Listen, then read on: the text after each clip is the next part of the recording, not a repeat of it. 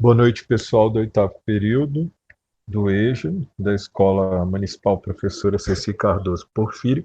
Meu nome é Ademir, eu sou professor de vocês de língua portuguesa, tudo bem? Hoje, no dia 25 de maio, o horário está começando aqui por volta das 21 horas e 21 minutos. Vamos começar a gravação da nossa próxima aula a respeito de estratégias de leitura e compreensão de texto. Pessoal, como eu disse no primeiro momento, vocês do oitavo período, o professor já esgotou aquela matéria que eu havia, aquela quantidade de estratégias que eu havia delimitado para trabalhar com a turma de vocês. Então agora, nessa aula, eu vou passar rapidamente para as estratégias de leitura que eu delimitei, ou que eu enviei para outros períodos, tá? Lembre-se sempre que a gente está falando de estratégias de leitura que começam antes da decodificação das palavras propriamente ditas, durante o processo de leitura e depois do processo de leitura. Então essas estratégias elas funcionam antes, durante e depois do processo de decodificação das palavras, tá? Lembrando que no oitavo período a gente trabalhou com a questão do conhecimento prévio, que é aquela bagagem de leituras, de experiências e de conhecimentos que a gente carrega durante toda a nossa vida, que o processo de leitura ele não é um processo que é simplesmente único, uma via de mão única. Existe um constante diálogo entre quem escreve e quem lê, e o texto é o espaço onde esse diálogo acontece. Então, as pessoas, quanto mais carga de leitura você tiver sobre determinado assunto, mais fácil aquele texto vai lhe parecer.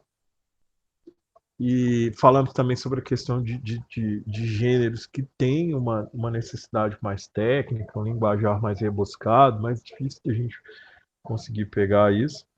E falamos também sobre a questão de que esse conhecimento prévio, também chamado em inglês, baseado em um termo em inglês que chama back knowledge, esse, esse conhecimento, pessoal, é um conhecimento, é uma mochila que a gente carrega durante toda a nossa vida e que é uma mochila que só enche de experiências e leituras.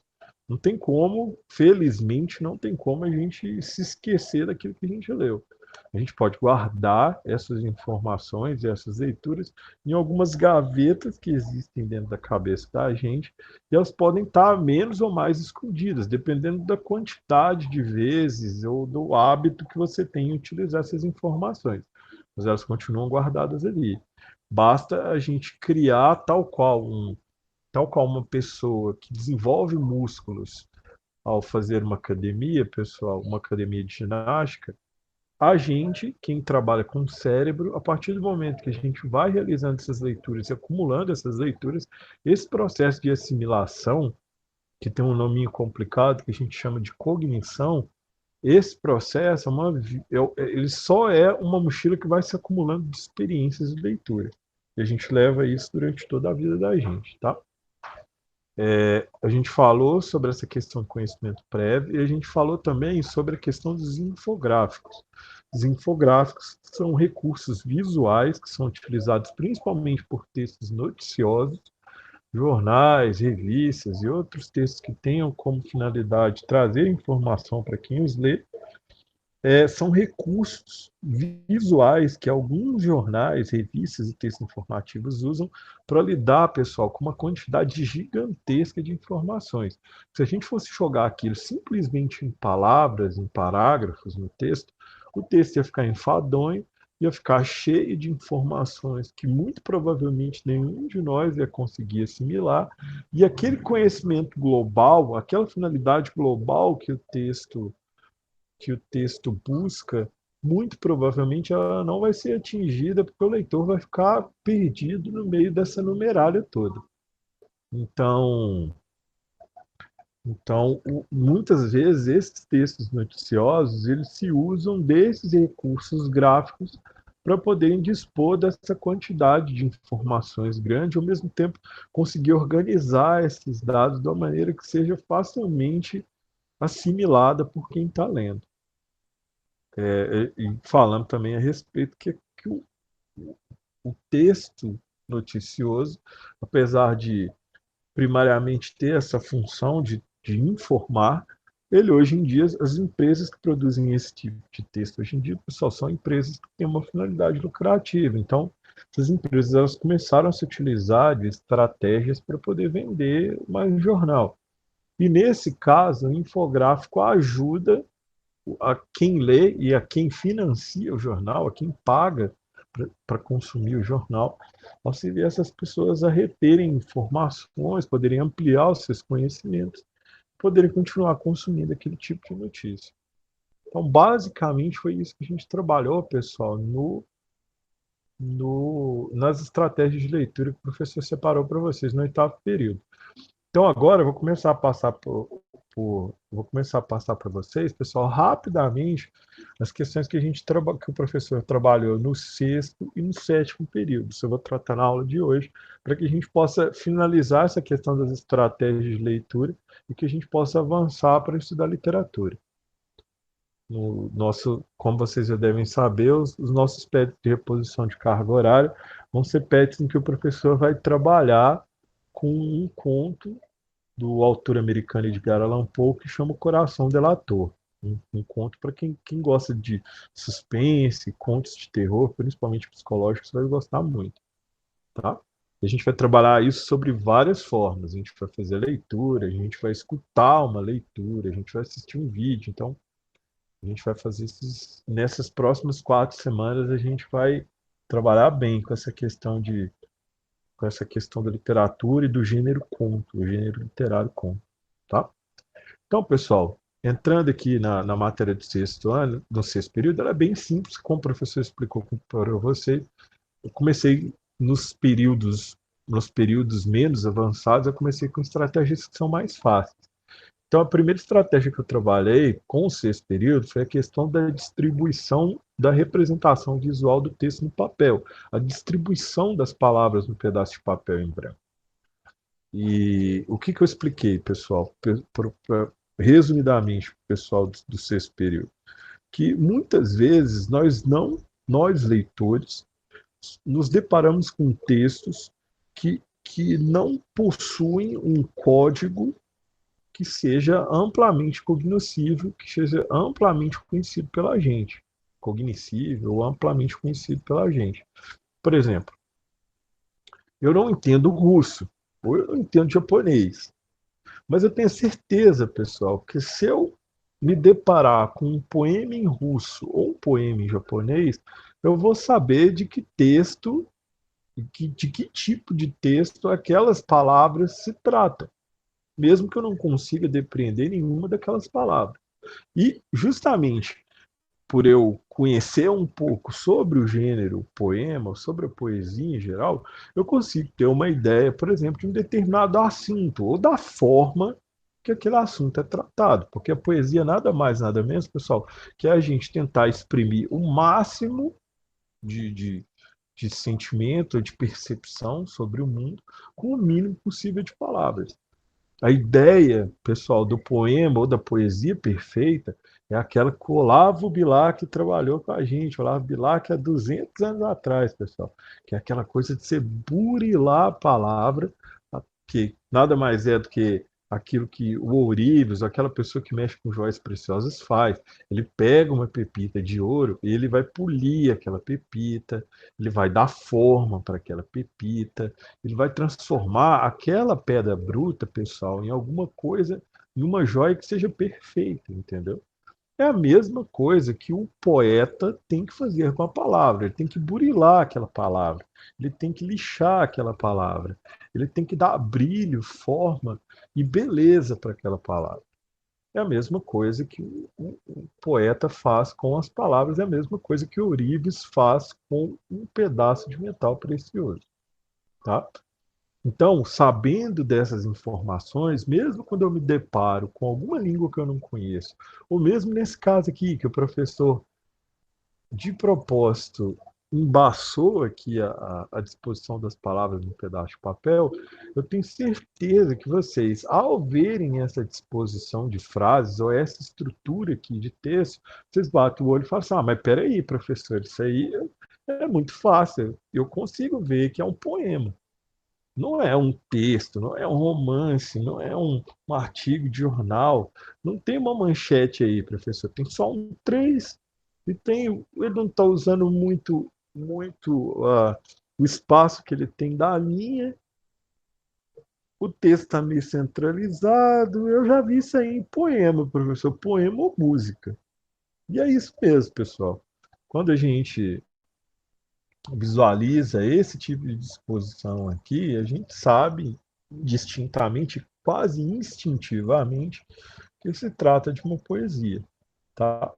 Então, pessoal, a forma como as palavras elas se distribuem em pedaço de papel, ela também é uma estratégia que é utilizada antes da leitura do texto e é uma forma para que a gente consiga aprender ou ter uma ideia aproximada de que texto, de que tipo de texto nós trataremos e qual que é a postura que se espera que eu tenha enquanto leitor para ler aquele texto. Eu vou ter uma ideia só de conseguir observar aqui qual que é a disposição dessas palavras no papel. Da mesma forma, pessoal, a gente outra coisa que eu trabalhei com o pessoal do sexto período é a questão das fontes não verbais de comunicação. E uma dessas fontes, desse processo, que por vezes esse processo de troca, de produção de troca de informação, gera ou se utiliza, é a questão da mistura das várias linguagens, pessoal. A gente costuma fazer composições entre aspectos de que contém palavras e aspectos que são imagéticos, que são as famosas figuras ou imagens. Esse foi outro aspecto que eu trabalhei com o sexto período. E eu trabalhei também a questão de que esse recurso da imagem, ele é outro recurso que é amplamente utilizado no texto de notícia, no texto noticioso, no jornal, na revista, no texto de informação, porque justamente como chamariz, pessoal, a gente vive numa época onde a gente tem muito ler, exige muito tempo e exige atenção. E a gente vive numa época, pessoal, de atenção rápida, a gente vive numa época de produtividade, de pouca reflexão, ok? É bom ler, se acumula experiências, mas a leitura exige que você perca um tempo que, teoricamente, você dedicaria a outras atividades na sua vida, a trabalho, a outros métodos de se oferir renda, e a gente se utiliza, a gente precisa se utilizar desse tempo com uma devida atenção para a gente poder realizar o ato da leitura. Então, o que, que jornais e textos noticiosos costumam fazer, pessoal? Ou para distrair a pessoa, para ela poder dar um tempo entre o texto que ela está lendo e a representação daquilo no mundo real, ou mesmo para servir de chamariz, para servir de isca, para atrair um leitor a consumir determinado tipo de texto, esses textos noticiosos, esses veículos de comunicação, eles se utilizam muito da questão da imagem. Eu dei um exemplo bem claro aqui, pessoal. Olha aqui, eu dei uma imagem que de cara, batendo o olho, a gente consegue ver dois jogadores de futebol. A gente vê o Júlio César, se eu não me engano, é o Paulinho que está encostado aqui, né, na rede, para quem entende um pouco de futebol. Então, para aquele leitor que já tem um pouco, lembra que a gente falou do conhecimento prévio? Para aquele leitor que tem um pouco de conhecimento prévio a respeito de futebol, você já vai poder ter uma ideia, ou vai se atentar aos detalhes, que, por exemplo, a imagem demonstra que um jogador brasileiro da seleção brasileira dentro das redes, com a cabisbaixo, e o goleiro da seleção, que na época era o Júlio César, também cabisbaixo. O estádio, percebam, pessoal, que o estádio está completamente tomado por pessoas, e a maioria dessas pessoas estão vestindo verde e amarelo, pessoal. O que, que isso significa? Significa que na última década, a gente passou em 2014 por um evento que foi amplamente divulgado na mídia mundial, que foi a Copa do Mundo, que foi realizada no Brasil. Então, a gente consegue saber isso porque o estádio está lotado de verde e amarelo. A gente tem dois jogadores brasileiros, para quem tem conhecimento prévio, sabe que foram titulares naquela época. A gente vê eles cabisbaixos, entendeu? A gente vê aqui em cima, aqui, ó, que está passando um replay. Nesse replay aqui, você percebe que tem um jogador que está com a camisa de uma cor diferente dos brasileiros. Então, para quem junta essas peças, pessoal, já vai saber, ah, professor, isso aí é uma foto do 7-1, o famoso 7-1, pessoal. Olha aqui. E é isso mesmo, entendeu? Então, aqui, por meio dessa imagem que o professor fez a questão, inclusive aqui também, de distorcer as manchetes do jornal, vocês conseguiram depreender essa série de informações simplesmente fazendo essa leitura de um texto que é não verbal, que é o texto da imagem. Inclusive, vocês conseguiram, juntamente aqui comigo, localizar no tempo a data da fotografia. Fácil, né, pessoal? Vamos passar para uma segunda manchete que o professor também distorceu, para uma segunda capa que o professor também distorceu a manchete. E aqui a gente vê um homem e uma mulher se beijando, só que ambos estão de máscara. Então, outra vez, o aluno mais esperto vai bater o olho e vai falar: professor, professor, isso daqui não pode ser em 1973. Isso daqui, professor, ou foi em 2020 ou foi em 2021. Mas e como é que o aluno esperto sabe disso? Professor, é porque o casal está usando máscara. Veja só. E é verdade, pessoal. Se a gente consegue contextualizar essa imagem, levando-se em consideração que o uso de máscara foi amplamente divulgado no mundo inteiro por conta da pandemia de Covid-19. E que essa pandemia ganhou corpo e se espalhou pelo mundo a partir do ano de 2020. Então, essa capa conseguimos contextualizar ou colocar um marcador temporal nessa capa aqui, simplesmente pela análise de um dos elementos da imagem, que são as máscaras.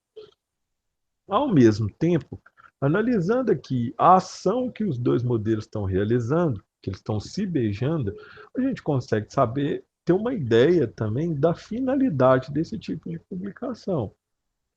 Professor, não vai ser uma revista provavelmente falando sobre esporte, ou falando sobre política internacional, ou falando sobre política no Brasil. Eu reconheço que muito provavelmente, pessoal, é lógico que a gente não pode falar com certeza, a gente só vai ter uma ideia devida de um tema de um texto, ou fazer uma interpretação completa sobre um texto a partir do momento que a gente analisa os aspectos verbais e os aspectos não verbais. Nesse caso aqui, a gente consegue ter fortes indícios de que se trata de uma revista que trabalha cultura e comportamento. Porque esse tipo de assunto do coração, amor, namoro, paquera, ou qualquer outra gíria velha que você tenha, tal qual o professor tem, são tratadas nesse tipo de assunto. É a famosa revista Marie Claire, ou a revista Vogue, ou a revista Ela, qualquer tipo de revista com esse assunto de cultura e comportamento. Então, pessoal, perceba como que em estratégias de leitura que são realizadas antes que você leia uma palavra sequer, antes que você comece essa decodificação desse código que a gente chama de língua portuguesa, a gente, por meio da análise de palavras e por meio da análise única e simplesmente da disposição do texto do papel, a gente consegue contextualizar o tipo do texto, a finalidade daquele texto, uma data aproximada de publicação daquele texto. Ou seja, a gente, por conta desse processo de se aprender a ler, ou ler, pessoal, nada mais é do que a gente aprender a decodificar esse código que a gente chama de língua portuguesa, a gente acaba ficando, depois que a gente aprende a ler, pessoal, a gente acaba ficando muito dependente da palavra escrita para poder fazer uma interpretação global de um determinado texto. Só que a gente pode se utilizar de outros instrumentos, de outros elementos que estão dispostos naquele texto, e não apenas exclusivamente da palavra. Pessoal, basicamente, rapidamente, foi isso que o professor trabalhou com relação ao sexto período, tá? Agora eu vou pedir licença para vocês rapidamente para eu poder projetar a tela do PET do sétimo período.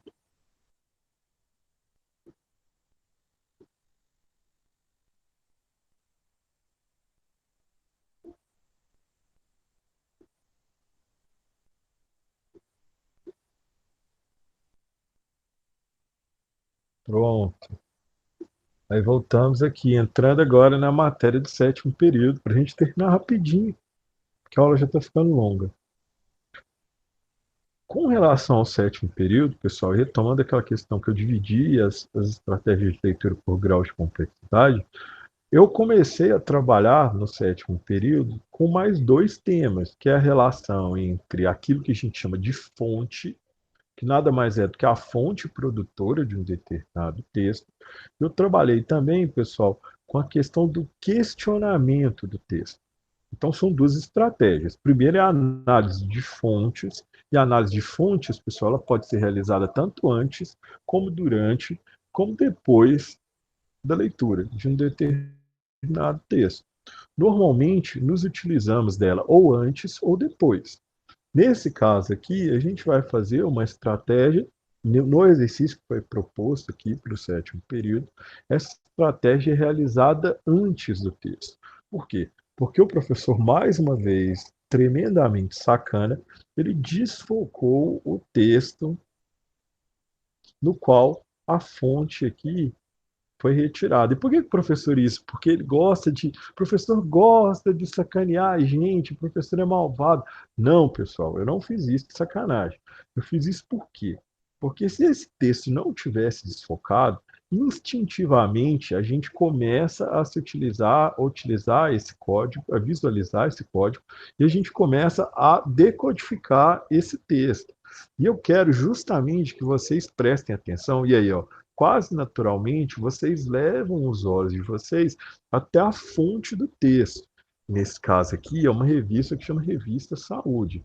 E existe também o local, o site onde ela é disponível, a data em que essa matéria foi acessada e recebemos também a informação que se trata de uma matéria que está original, na íntegra, da mesma maneira que ela foi escrita, ou se trata de uma matéria que foi adaptada, foi cortada ou que foi facilitada para poder ressaltar determinado ponto que o autor acredita que é importante para quem está lendo. Tá? Então, pessoal, rapidamente, nesse exemplo que eu dei aqui, a gente tem o nome do autor, a gente tem a publicação, que é a revista Saúde, e aí a gente já começa a nossa reflexão aqui para saber, por exemplo, se a revista chama Saúde, por exclusão, ela muito provavelmente não vai tratar de futebol, de política internacional, de política nacional. Provavelmente, pessoal, é uma revista que vai tratar sobre saúde e qualidade de vida. Ah, professor, mas isso é básico também. Sim, pessoal, mas é tão óbvio que por vezes a gente deixa passar pelos olhos para a gente não faz esse tipo de reflexão que a gente está promovendo agora. Então, sim, nós estamos trabalhando com saúde e qualidade de vida. Mas a pergunta que eu faço para vocês agora, pessoal, se trata de uma revista com um aspecto científico, com cuidado científico, ou se trata de uma revista que vai trabalhar aspectos mais simples para o leitor mais comum, para o leitor que não é especializado naquele tipo de assunto. Vocês concordam comigo, pessoal, que se fosse uma publicação acadêmica, uma revista científica, como por exemplo, sei lá, a revista Super Interessante, a revista Super Interessante era até mais popular, mas uma revista Nature, uma publicação de uma universidade que produz conhecimento em determinada matéria, uma revista de medicina, por exemplo, uma revista de medicina ou de biologia molecular. Vocês concordam comigo que a linguagem daquele tipo desse tipo de texto, muito provavelmente não vai estar ao nosso acesso, porque ela é carregada de jargões e de termos que são mais técnicos. Então, pessoal, eu sei aqui ó, que a revista Saúde, que é publicada pela editora Abril, que está contida, inclusive, aqui também na fonte do texto. Eu já sei, muito provavelmente, pessoal, que não vai ser uma publicação voltada para cientistas, ou uma publicação voltada para profissionais de uma determinada área. Muito provavelmente, pessoal, esse tipo de publicação é uma publicação voltada para o público leigo, para o vovô, a vovó, para quem não é especializado no assunto, nesse assunto específico, como professor ou a professora, ou a esposa do professor que está sentada aqui na frente dele, são pessoas que não têm um conhecimento aprofundado sobre esse assunto. Então, são pessoas que precisam adquirir esse tipo de conhecimento de uma maneira que seja mais simplificada. Esta é a função desse tipo de publicação. Percebam, pessoal, inclusive aqui com aspectos temporais, porque se a matéria foi acessada em julho de 2012, sabemos que ela não pode ser uma matéria que foi escrita depois dessa data. Então percebam novamente a quantidade brutal de informações que a gente consegue depreender apenas analisando a fonte produtora de um texto, tá?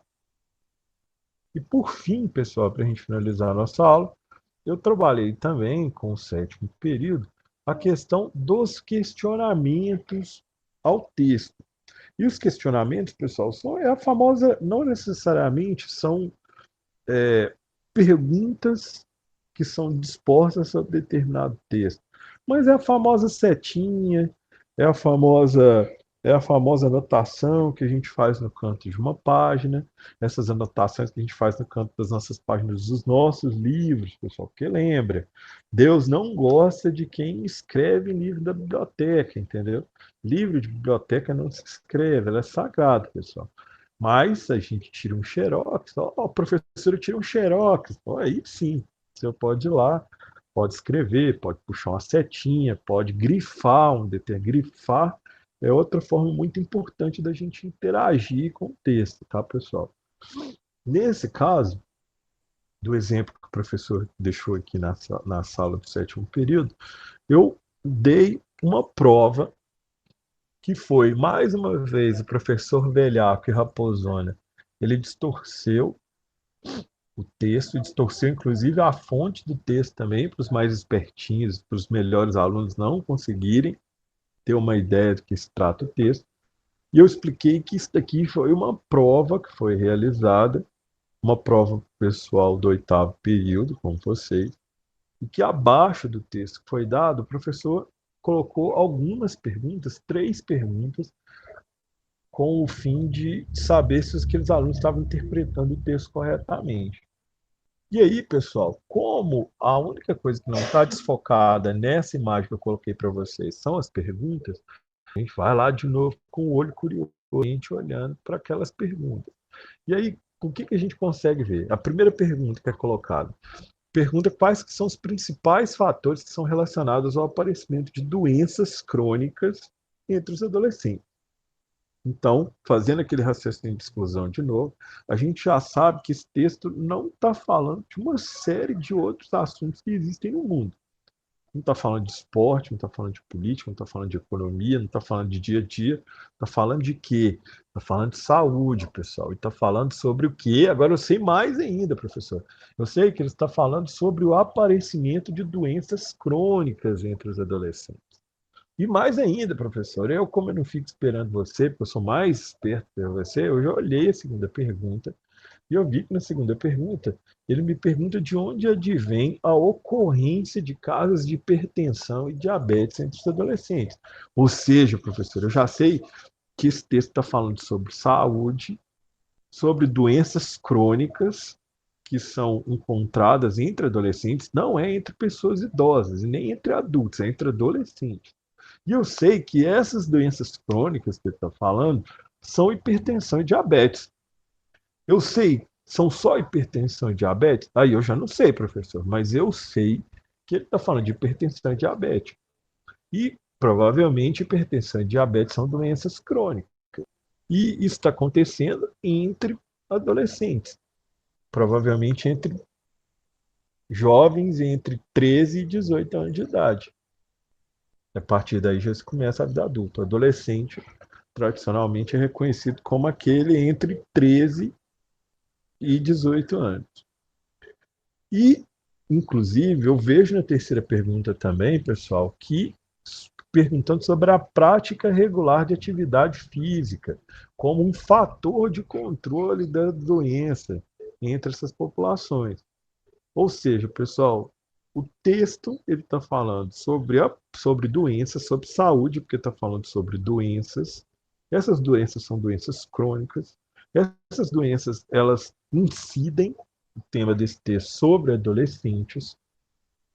Essas doenças vão ser, dentre essas doenças crônicas, vai ser mais trabalhada a questão da hipertensão, a famosa pressão alta e o diabetes, e que a prática regular de atividade física é um importante fator para controlar esses casos de hipertensão e diabetes, que são doenças crônicas entre os adolescentes. Dessas perguntas aqui, pessoal, a gente consegue tirar uma série de perguntas e de prolongamentos sobre, inclusive, o modo de vida dos adolescentes. Por que, que esses casos de hipertensão e diabetes ocorrem entre adolescentes? Esses, justamente por ocorrer tanto entre hipertensão e diabetes entre adolescentes, significa que esses adolescentes estão realizando atividades físicas de maneira regular? Percebam que, fazendo as perguntas certas e pensando sobre o assunto, pessoal, a gente consegue puxar uma série de fios para uma série de outros assuntos diferentes. A gente consegue fazer a nossa conversa render. Mas, nesse determinado momento, o professor precisa agradecer a presença de quem acompanhou o vídeo até aqui. O vídeo ele vai ser disponibilizado no canal do professor no YouTube, para que vocês possam assistir de manhã, à tarde, à noite, de madrugada, na hora que vocês quiserem. Eu peço para que vocês curtam, compartilhem, comentem, critiquem o texto do professor para saber aquilo que eu posso melhorar. Eu agradeço a quem conseguiu acompanhar o vídeo até o momento, sem dormir, e desejo tudo de bom a vocês, pessoal. Até mais. Boa noite.